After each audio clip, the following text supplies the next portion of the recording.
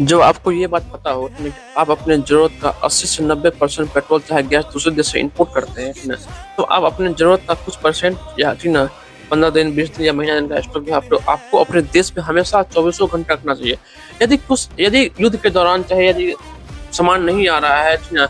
उस टाइम क्या कर सकते हैं? आप मुझे एक बात बताइए, जब भारत से युद्ध हज़ारों किलोमीटर, सैकड़ों किलोमीटर दूर हो रहा है, ठीक ना? तब उसका इफ़ेक्ट इतना जल्दी और इतना जल्दी भारत पे पड़ जाता है, ठीक ना? तब यदि आप मानिए ठीक है कि यदि हम एक लंबा समय तक, एक लंबा टाइम तक यदि किसी देश के साथ, किसी कंट्री के साथ युद्ध में यदि इन्वॉल्व रहे, तो उस टाइम देश की क्या हालात होगी?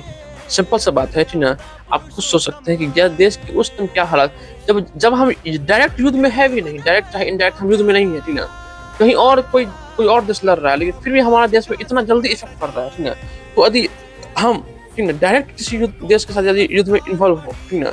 उस टाइम हमारे देश की हालात क्या हो सकती है, आप खुद सोच सकते हैं।